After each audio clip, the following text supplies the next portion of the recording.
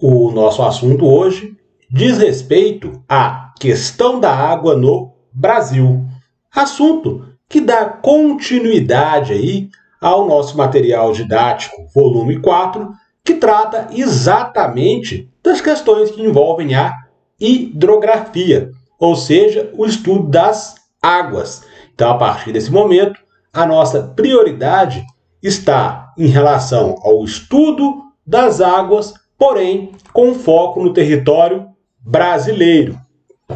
E aí, quando se pensa na questão que envolve aí os recursos hídricos no Brasil, de cara vem à nossa mente aí a ideia que o Brasil é um dos países do mundo que possui grandes reservas de água doce. Então, essas reservas, elas estão disponíveis aí nos nossos rios, nos lagos e também nas reservas ali de água subterrânea, os nossos aquíferos, que a gente vai falar um pouquinho aí sobre eles na aula de hoje. Já que o Brasil tem essa importância tão grande, não só o Brasil, tem outros países que também são ricos quando se pensa na questão dos recursos hídricos. Poderia citar aqui a questão da Finlândia e a Dinamarca também, como sendo aí países que de alguma maneira rivalizam com o Brasil em quantidade de recursos hídricos, aí, de reservas de água doce. Nós já vimos ao longo do volume 4 do nosso material didático que a maior parte das reservas de água disponíveis aí no mundo, elas estão nos mares e oceanos. Então é a água salgada. E eu tenho uma parcela muito pequena que é a água doce, que é a água disponível aí para o consumo, e boa parte dessa água ela encontra-se nas áreas de geleira. Então, o pouco que sobra aí de água doce, ela tem que ser administrado, gerenciado aí de forma coerente. Na aula passada, a gente até discutiu as questões que envolvem os conflitos pela água. A gente falou da questão que envolvia a privatização da água lá na Bolívia. Falei que a região do Oriente Médio sofre com a escassez de água. Índia e Paquistão também, eles têm conflitos em função dos recursos hídricos. E no caso do Brasil, a gente tem essa grande disponibilidade, o que, de certa maneira, não significa que o Brasil deva deixar de gerenciar bem esses recursos. Se a gente for lembrar, num passado nem tão distante assim, a gente discutiu as questões que envolviam o possível racionamento de água em várias cidades aí brasileiras. Então, a gente tem que gerenciar bem esses recursos hídricos. No caso do Brasil, eu tenho a ANA. Quem é a ANA? É a Agência Nacional das Águas. Então, é a ANA que vai fazer essa regulação dos recursos hídricos aqui no Brasil. E quando se pensa nesses recursos hídricos, a gente pode fazer uma classificação em bacias hidrográficas, que é o que o nosso slide está mostrando aqui para a gente. E aí, eu defini as bacias hidrográficas como sendo toda a região que ela é banhada pelo seu rio principal, os seus afluentes e subafluentes e as terras que são banhadas por eles. Então, todas as regiões que recebem água ali do rio principal, dos afluentes e dos subafluentes compõem uma bacia hidrográfica. E as bacias hidrográficas que nós temos disponíveis aí no território brasileiro são Bacia Hidrográfica Amazônica, Bacia do Tocantins-Araguaia, Bacia do São Francisco, a Bacia Platina, que envolve aí a Bacia do Paraná, do Paraguai e do Uruguai, tem a Bacia do Parnaíba, a Bacia do Atlântico Nordeste Oriental, Atlântico Nordeste Ocidental, Atlântico Leste, Atlântico Sudeste e Atlântico Sul. Então a ANA, a Agência Nacional das Águas, tem que regularizar, regulamentar, digamos assim, a utilização dessa água. Vocês vão lembrar que em aulas anteriores, a gente falou dos comitês de bacias hidrográficas. Lembram dos comitês? Que eu expliquei que um comitê de bacia hidrográfica, ele tem lá representantes da comunidade que utiliza aquela água, tem representantes do poder público, então representantes do governo, e aí eles vão sentar numa mesa de negociações e observar ali os possíveis usos para a água dentro de uma bacia hidrográfica. Então, que a gente sabe que se eu tenho lá uma região, de repente, próxima das nascentes, e essa região consome boa parte das águas dessa bacia hidrográfica, vai faltar em algum momento água para as outras regiões que deveriam ser abastecidas por essa bacia. Daí a necessidade dos comitês de bacias hidrográficas para, de alguma maneira, delimitar os usos possíveis da água, para que toda a população que vive ao longo de uma bacia hidrográfica tenha condições ali de utilizar das águas dessa bacia. Então, por isso que eu tenho lá o Comitê de Bacias Hidrográficas, que auxilia aí nesse sentido. Nessa próxima tela, a gente consegue visualizar aqui o mapa do território brasileiro e a localização das nossas principais bacias hidrográficas aqui. Tem que saber a localização de todas elas? Não, mas de repente a localização das principais, que é o que a gente vai discutir aqui na sequência dos nossos slides, a gente vai falar algumas características das principais bacias hidrográficas brasileiras. Então é interessante conhecer aqui a localização de algumas delas. A bacia amazônica, ela é muito importante conhecer a sua localização. A bacia do Tocantins-Araguaia, extremamente importante. A bacia do São Francisco, também ela é muito importante. Então, conhecer a localização dessas bacias auxilia a gente aí de alguma maneira, principalmente na hora de resolver exercícios aí durante as nossas avaliações. Então, por isso que eu coloco aqui esse mapa com a localização das bacias hidrográficas no território brasileiro. Nessa outra tela, eu tenho aqui falando de regiões hidrográficas. Então, regiões hidrográficas é o termo que está sendo utilizado no nosso material didático. O que vai diferenciar uma bacia hidrográfica de uma região hidrográfica?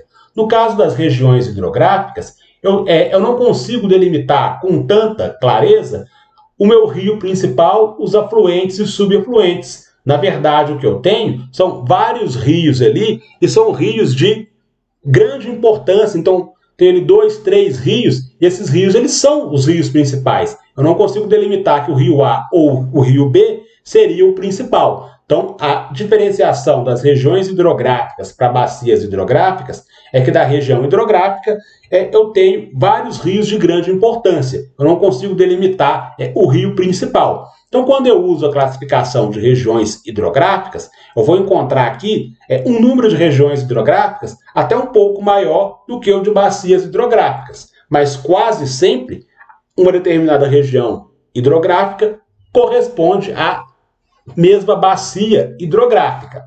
Então, nessa tela, o que a gente pode observar é o seguinte: a primeira região hidrográfica, que é a região hidrográfica amazônica, que corresponde à nossa bacia amazônica, então ela representa uma porcentagem de 45,4%. Então, 45% do território brasileiro é englobado, digamos assim, pela região hidrográfica ou pela bacia hidrográfica amazônica. Só que a contradição é que, mesmo ocupando quase a metade do território brasileiro, essa região hidrográfica ou essa bacia hidrográfica abastece apenas 5,1% da população brasileira. A gente viu no mapa da localização das nossas bacias hidrográficas que a bacia amazônica está na faixa norte do território brasileiro. E a faixa norte é a região menos ocupada populacionalmente, em termos populacionais, do território brasileiro. Então, como eu tenho um número de pessoas menor vivendo na região norte, acaba que a bacia amazônica representa ali o abastecimento de apenas 5,1% da população brasileira. Em contrapartida, eu tenho a região hidrográfica do Paraná, que corresponde à nossa bacia hidrográfica do Paraná, e essa bacia representa aí, ou abastece, 32,1% da população brasileira. Porém, ela ocupa uma área muito menor, então apenas 10,3% do território brasileiro. Então, a bacia hidrográfica do Paraná, ou região hidrográfica do Paraná, é a que abastece aí com água a maior parte da população brasileira, que é a população que vive na região sudeste, na região sul ali do Brasil, que são as áreas mais densamente ocupadas do nosso país. Então, a bacia amazônica é extremamente importante, a bacia do Paraná, e outra bacia de grande relevância para a gente é a bacia do São Francisco, ou a região hidrográfica aqui do São Francisco. Então, em termos de ocupar o território brasileiro, apenas 7,5%. E abastece também 7,5% da população brasileira. Mas a bacia do São Francisco é importante em função da área em que essa bacia compreende. Ela pega aqui o estado de Minas Gerais, mas chega aos estados do Nordeste do Brasil. Então a gente vai detalhar na sequência dos slides características da bacia hidrográfica ou da região hidrográfica do São Francisco. Então agora a gente começa a falar um pouquinho sobre as características das principais bacias hidrográficas aí do Brasil. E no caso, a gente viu na tela anterior que 45% ou pouco mais de 45% do território brasileiro é correspondido aí pela bacia hidrográfica amazônica. Então é a maior bacia hidrográfica do país e do mundo. Então o mapa aqui ao lado, no nosso slide, mostra a área em vermelho aqui, que corresponde à região da bacia hidrográfica amazônica. Então no Brasil, os estados que são abastecidos, a população que é abastecida pela bacia hidrográfica amazônica, ela se localiza nos estados do Acre, do Amapá, do Amazonas, Roraima, Rondônia, Mato Grosso e Pará. Então, mesmo ela passando por todos esses estados, a gente viu que a ocupação populacional nesses estados ela é inferior à ocupação nos estados do Sul e Sudeste. Então, em termos de abastecimento da população, o percentual ela é baixo. Mas, em relação à ocupação do território, ela representa mais de 45%. Coloco também aqui no slide a informação que a bacia hidrográfica amazônica ela não é 100% brasileira. Então, ela alimenta também países como Peru, Bolívia, Colômbia, Equador, Guiana e a Venezuela. Então, esses países também recebem aí água, recursos hídricos provenientes da bacia hidrográfica amazônica. E na bacia amazônica, claro que o rio principal será o rio Amazonas. Então, o rio Amazonas, que é o rio principal aí desta bacia hidrográfica, ele pode receber aí algumas nomenclaturas, algumas denominações diferentes, dependendo da região em que eu estiver. Por exemplo, no Peru e na maioria dos países aí da América Latina, o que acontece? O rio, que a gente conhece como o rio Amazonas, ele vai receber a nomenclatura de rio Maranhão. Então, ele é chamado assim nos países da América Latina, nos países andinos, o rio Amazonas recebe essa denominação de rio Maranhão. Quando ele adentra aqui ao território brasileiro, ele vai ser chamado inicialmente de rio Solimões, e ao atingir ali as águas do Rio Negro, é que ele vai receber essa denominação de rio Amazonas, considerados por muitos aí o maior rio do mundo. Então, o mapa, ele representa para a gente, observando aqui pelo cursor do mouse, então os tons de azul mais claro estão representando exatamente a presença do rio. E aqui eu consigo observar que o rio Amazonas, então, ele extrapola as fronteiras do território brasileiro. Por isso que eu coloquei aqui a bacia amazônica, ela não é 100% brasileira. Então, ela abastece também outros países aí, países da América do Sul. Outra bacia extremamente importante para a gente aí é a bacia do Tocantins-Araguaia. Então, essa é considerada a maior bacia localizada 100% dentro do território brasileiro. Se a bacia amazônica ela é a maior, mas ela não fica totalmente no nosso território. Então, dentro do território brasileiro, a maior bacia é a do Tocantins-Araguaia. E aí, o destaque principal para essa bacia, então os rios principais dessa bacia, Rio Araguaia e o Rio Tocantins. No caso do Rio Araguaia, eu vou encontrar nele a maior ilha fluvial do mundo, a chamada Ilha do Bananal. Essa ilha ela tem uma característica importante que ela chega, nos períodos mais chuvosos, ela chega a ter ali cerca de 80% de toda a sua área, com cerca de 80% de toda a extensão da Ilha do Bananal, ela acaba ficando ali totalmente inundada. São os períodos de chuva. Então, normalmente, final do ano, né, que a gente chegou ao período do verão, então dezembro até o início ali de março, ocorre essa situação em que a Ilha do Bananal ela fica quase que totalmente ali debaixo d'água. Fica inundada, cerca de 80% da Ilha do Bananal vai ficar, então, abaixo d'água. Já quando eu penso no rio Tocantins, que é um outro rio principal aqui da bacia do Tocantins-Araguaia, aqui o destaque maior ele vai ser em função da construção de uma usina hidrelétrica, e é uma usina hidrelétrica aí, de certa forma, bastante polêmica, que é a usina hidrelétrica de Tucuruí. Então, eu tenho aqui o Lago Tucuruí, ou Tucuruí, que é um dos afluentes do Tocantins, e ali foi construída uma grande usina hidrelétrica. E aqui vale fazer alguns comentários exatamente relacionados à questão da construção de usinas hidrelétricas aí.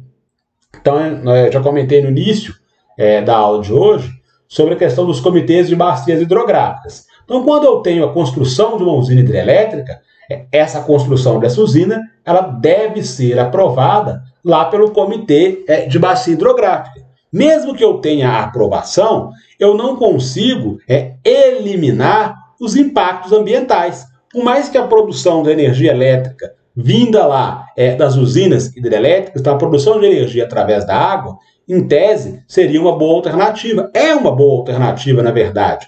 Porém, ela não está livre de impactos ambientais e de outros tipos de transtornos e de problemas que podem ser acarretados quando eu tenho a construção de uma hidrelétrica. Então, no caso da hidrelétrica de Tucuruí, eu tenho que levar, não só para essa, mas para qualquer outra usina hidrelétrica, levar em consideração a questão que envolve os impactos sociais. O que seriam esses impactos sociais? Na construção da hidrelétrica, eu tenho que criar ali uma espécie de reservatório. Eu tenho que conter a água do rio durante um determinado tempo. Esse rio ele vai aumentar ali o seu volume. Então, eu vou ter uma comporta que vai represar, segurar essa água. Depois, ela vai ser liberada ali para movimentação de turbinas para a geração de energia elétrica. Então, quando eu vou represar essa água, o que acontece? As áreas próximas à margem do rio, ela acaba sendo ali totalmente submersa. Então, a população que vive à margem dos rios ali, a população ribeirinha, ela acaba tendo que se mudar. Então, vou ter que ter a realocação da população. Então, estou tendo aqui um transtorno enorme para a população, que ela se vê obrigada a deixar o local ali de residência, porque a área vai ser alagada para a construção, então, de uma usina hidrelétrica. Tenho que ter um reservatório. Quando eu construo lá também uma hidrelétrica, tenho que levar em conta que, já que a minha área ela vai ser totalmente alagada, eu vou ter aqui a perda de solos férteis. Então, áreas que antes poderiam ser utilizadas para a agricultura, agora essas áreas elas serão perdidas. Elas vão ficar ali submersas, vão ficar abaixo d'água. Já que eu tenho a perda de solos e tenho esse transtorno para a população, eu tenho que levar em conta também a questão da submersão, tanto da fauna e da flora. Eu vou ter a perda de espécies, tanto de plantas quanto de animais, que vivem ali ou que viviam às margens do rio, já que agora essas margens serão completamente alagadas. Então, aqui no nosso slide, está mostrando exatamente aqui na usina hidrelétrica de Tucuruí, que quando ocorreu o represamento das águas ali, então eu tive que fazer a contenção dessa água, então alagou as regiões do entorno das margens ali do rio, e parte da vegetação ficou submersa. Então tenho aqui um problema ambiental muito sério, que é a liberação do gás metano. Então esse gás metano ele é liberado à medida que a minha vegetação ali ela vai apodrecendo debaixo d'água. Literalmente vai apodrecendo. Então tem a liberação do gás metano, que é um dos vilões aí do efeito estufa. Então o efeito estufa que vai gerar para a gente o aquecimento global. Então, na usina hidrelétrica ali de Tucuruí, na área que foi alagada para se construir ali o reservatório, eu tenho, inclusive, empresas que trabalham tentando cortar parte dessa vegetação que ficou submersa, porque ali eu tenho madeira de grande valor comercial. Então, acaba que eu tenho empresas que tentam, de alguma maneira, fazer ali o corte de parte dessa madeira para utilizá-la aí com intuito comercial. São madeiras muito caras, tem um valor aí muito importante. Então, mesmo que eu tenha parte dessa vegetação que ficou submersa sendo recolhida ali para a utilização da madeira, a maior parte ainda vai, de alguma maneira, apodrecer debaixo da água ali ao longo do tempo. Então, sempre levar em conta essas características quando a gente pensar na construção de uma usina hidrelétrica. Sempre vai gerar impactos ambientais, mesmo eu tendo uma energia limpa ali, uma energia menos poluente do que a energia produzida lá com a queima de combustíveis fósseis, mas gera impactos ambientais aí. Tem que levar em conta esses aspectos, e aí os comitês de bacias hidrográficas vão delimitar ali, dentro da minha bacia, se pode ou não ter a construção dessa hidrelétrica. Já que eu estou represando parte dessa água, então parte da população abastecida por essa bacia pode correr o risco ali de ter um desabastecimento. Então tudo isso é levado em conta antes da autorização para construção ali de uma usina hidrelétrica. Levar esses aspectos em consideração. Outras bacias importantes aí para o território brasileiro. Então aqui eu estou juntando três, que é a bacia do Paraná, do Paraguai e do Uruguai. Então estou falando aqui das características que envolvem essas três bacias aí. Bacia do Paraná, Paraguai e Uruguai. Então esse conjunto de bacias hidrográficas é muito importante para o país em função das questões econômicas, pois está situado em uma região que é considerada a mais rica do Brasil. Então a gente viu lá no mapa do início da nossa aula que essas bacias do Paraná, Paraguai e Uruguai vão alimentar, digamos assim, a população que vive nas regiões sudeste e na região sul. São consideradas as mais ricas aí do Brasil. Então tem mais de 30% da população brasileira sendo abastecida por essas bacias hidrográficas. E essas bacias possuem aí poucos trechos navegáveis. Então eu coloco como destaque a hidrovia Tietê-Paraná. Então os poucos trechos navegáveis, isso acontece porque os rios aqui são rios de planalto. Então são rios com grandes quedas d'água. E os rios de planalto, eles são extremamente aí favoráveis exatamente para a construção das usinas hidrelétricas. Então, quando eu tenho as quedas d'água mais acentuadas, isso favorece lá, na hora de girar as turbinas, para a produção de energia elétrica. Então, os rios que compõem as bacias do Paraná, Paraguai e Uruguai, a maioria deles, rios de planalto. Então, isso não favorece a questão da navegação. Então, não tem como navegar por essas regiões, a não ser que eu tenha a construção de eclusas. O que seriam essas eclusas? Tenho lá regiões que vai ser necessário uma espécie de elevador. Posso falar dessa forma? Seria a construção ali de alguns elevadores que vão fazer com que um barco, por exemplo, consiga passar de uma área para outra. Então, isso só é possível quando eu tenho ali a construção das eclusas. Então, esse barco ele vai ficar contido ali dentro de um determinado local. Eu vou aumentar o volume de água naquela região. Aumentando o volume de água, eu consigo fazer com que esse barco consiga transpor ali uma determinada área. Então, ele consiga passar de um lugar para o outro ali em função da construção dessas eclusas. Então, entre aspas, aí, seriam os elevadores para os barcos para que eu consiga navegar aí nas áreas em que eu tenho os rios de planalto. Chego, nesse momento, à bacia do São Francisco. Comentei lá no início da nossa aula que a bacia do São Francisco ela é extremamente importante, principalmente para o nordeste aí do Brasil. Então, ela nasce em Minas Gerais, são as nascentes em Minas Gerais. É um rio de extrema importância para o Nordeste, porque durante os períodos de estiagem, os períodos de seca, Então, é exatamente o São Francisco que vai contribuir ali para que a população do sertão nordestino não fique totalmente sem água. Então, a bacia do São Francisco, o Rio São Francisco, ele passa pelos estados de Alagoas, Bahia, Minas Gerais, Pernambuco e Sergipe. Então, a área, tem um mapa aqui no nosso slide, ele está mostrando exatamente essa situação, os estados que são aí abastecidos pela bacia do São Francisco.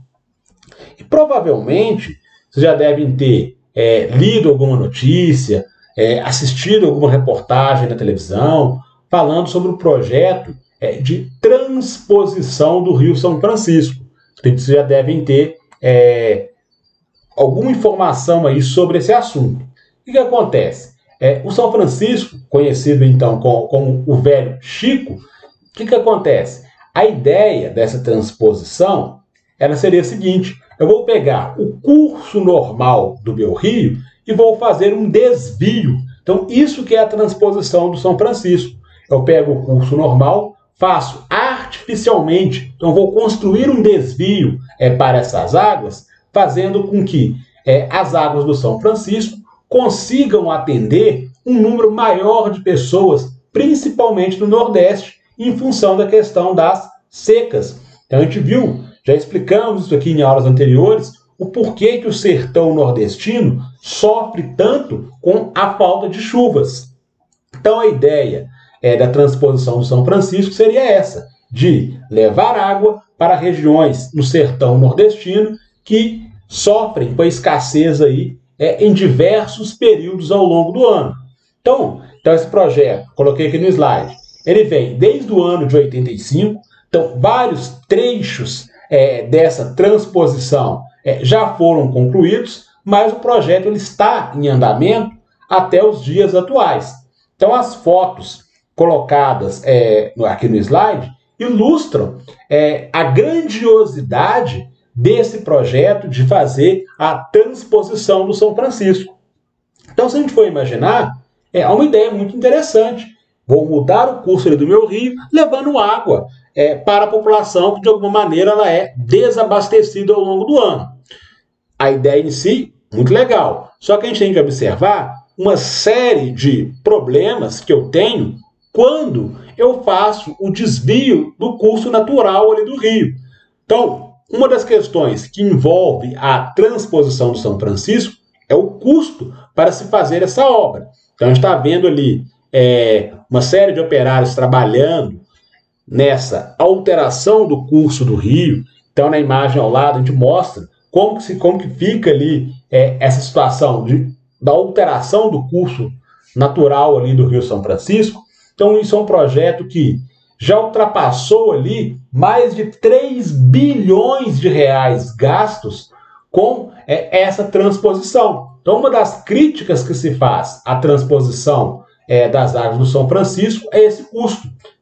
Para muitos, a utilização desses recursos em outras formas de captação de água para a população do sertão nordestino seria mais viável do que a transposição em si.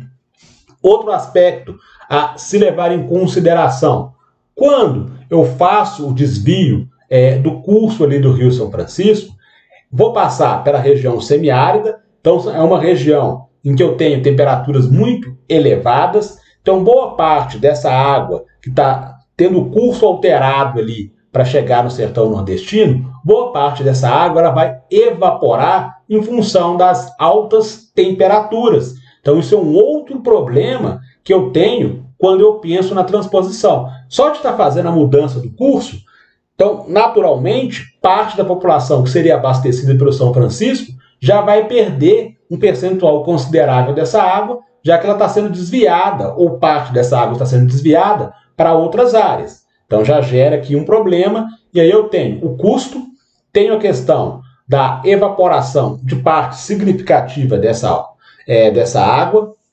E um outro detalhe, uma outra crítica que se faz é que essa transposição, quando ela é feita, ela vai passar, por exemplo, dentro de propriedades particulares, dentro de grandes fazendas. E aí, quando eu tenho essa água passando dentro de propriedades privadas, o que acontece? boa parte desses fazendeiros, e são fazendeiros com muito dinheiro, alguns deles, inclusive, atuando aí no campo político. Então, o que eles vão fazer? Eles vão utilizar essa água na criação, por exemplo, do gado, para irrigação da plantação. Então, a gente pode observar que, dentro da transposição do São Francisco, a gente tem uma série de questões políticas que envolvem ali. Por mais que, se a gente for imaginar, vai amenizar o problema essa água chegando em regiões que antes não existia água? Sim. Então, se a gente for avaliar, ela não vai resolver o problema do sertão nordestino, mas ameniza de alguma maneira. Então, tem todas essas críticas que eu citei, o custo do projeto de transposição, então isso tem que se levar em conta. Tem que se levar em conta que parte dessa água ela vai evaporar, tem que levar essa característica, e a questão política também, que é o fato dessa transposição, em alguns trechos, passar dentro de propriedades privadas. Se eu imaginar, o estado da Bahia, por exemplo, ele é contrário a esse processo de transposição, que eles entendem ali que, quando se faz essa mudança, igual eu comentei aqui, eu estou mudando o curso natural do meu rio, então parte do que seria o natural ali vai ter que economizar água. O estado da Bahia teria, então, que fazer uma grande economia de água, porque essa água, parte dela está sendo desviada com a mudança do curso.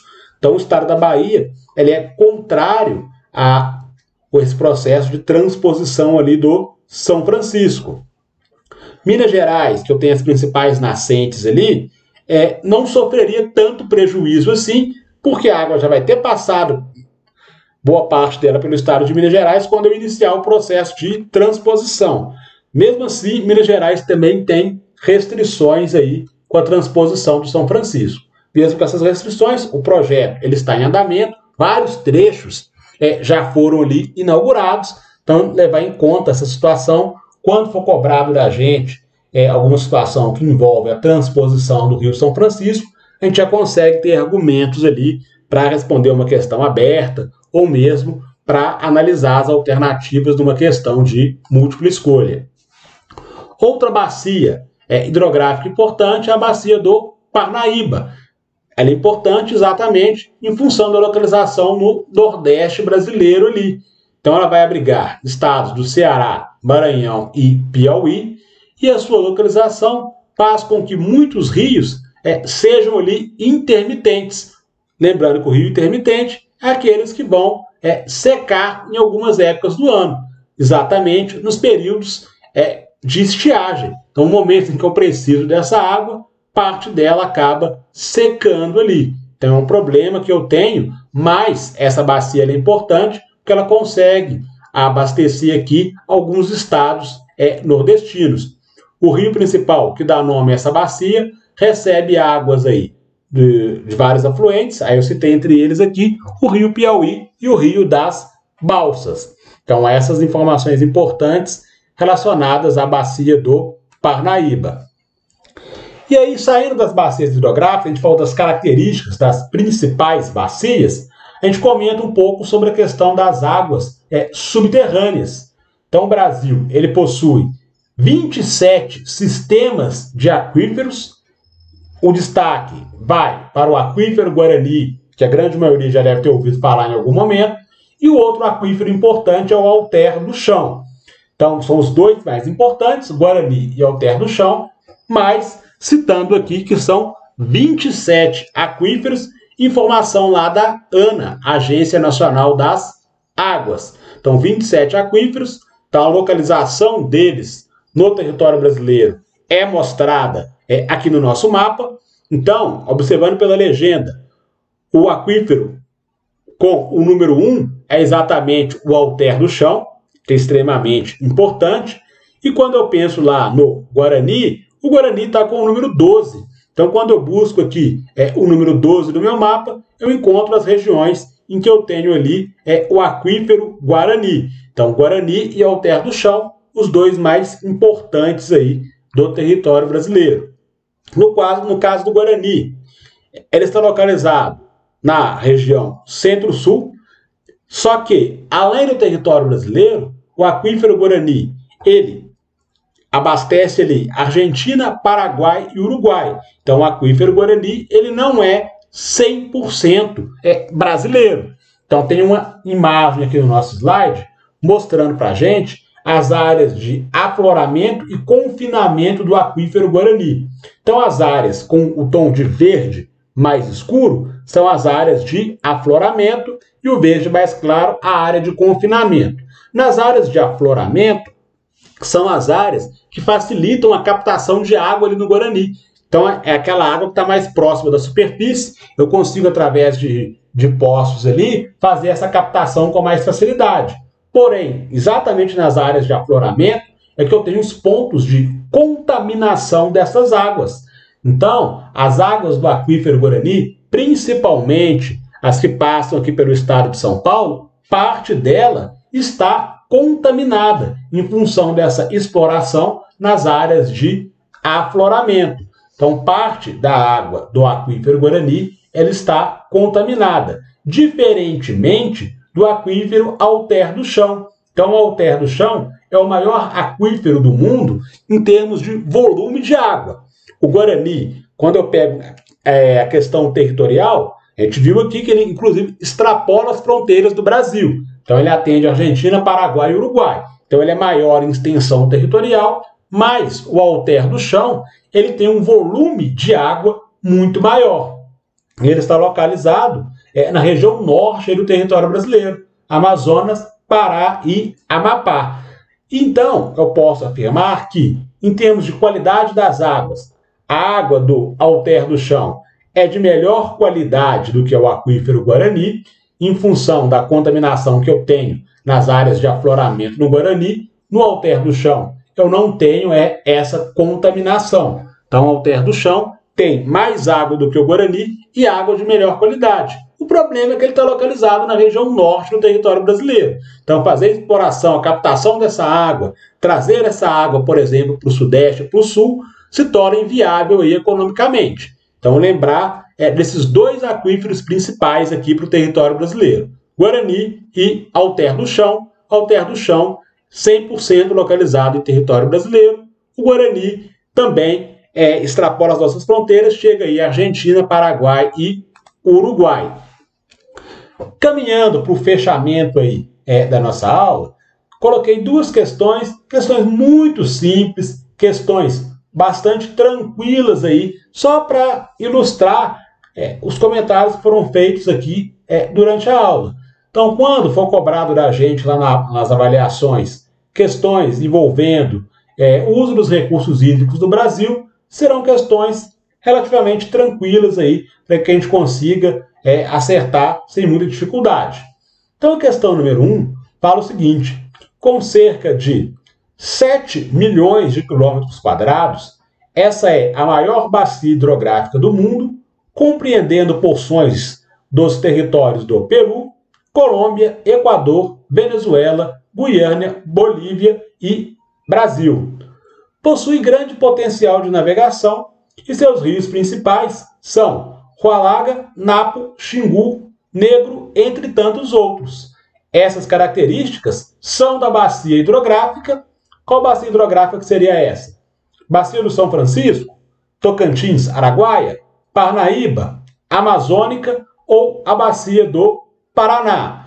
Então, por isso que eu comentei, quando a gente colocou o mapa das bacias hidrográficas, que as principais bacias hidrográficas, seria interessante a gente ter noção da localização dela dentro do território. Então, a bacia hidrográfica, que a questão 1 faz referência, com certeza é a bacia hidrográfica amazônica. Então, é a bacia amazônica que a gente deveria assinalar como sendo a resposta correta na questão número 1. Então, questão número 1, marcamos a letra D. Então, questão bastante tranquila aí para a gente. A questão número 2, super tranquila também de ser respondida, fala o seguinte: o mapa abaixo está destacando uma das principais bacias hidrográficas do Brasil. Marque a alternativa que corresponde a essa bacia de drenagem. Então, eu tenho ali a área que está em amarelo aqui no mapa, e eu quero saber, essa área em amarelo, qual bacia hidrográfica que ela está representando. Será que é a bacia hidrográfica do São Francisco? A gente acabou de falar aqui da bacia do São Francisco, que ela nasce em Minas Gerais e segue em direção aos estados do Nordeste. Então não vai pegar muito essa área que está marcada ali em amarelo. Bacia hidrográfica do Atlântico Leste. Então, pelo nome, bacia hidrográfica do Atlântico Leste, então teria que estar localizada mais na faixa leste do território brasileiro, próximo ali do Atlântico. Não acontece isso, não é essa a bacia hidrográfica que está sendo representada pelo amarelo ali. A bacia hidrográfica do Paraná, ela vai pegar mais em direção ao sul ali do Brasil. Bacia hidrográfica amazônica, extremo norte ali do território brasileiro, também não é. Sobrou apenas a letra E para a gente. Bacia hidrográfica do Tocantins-Araguaia. Então, questão número 2, a bacia hidrográfica que está sendo representado ali em amarelo é a bacia hidrográfica do Tocantins-Araguaia. Marcamos a letra E como sendo a nossa resposta correta na questão número 2. Com isso, a gente chega aí ao final da nossa apresentação de slides.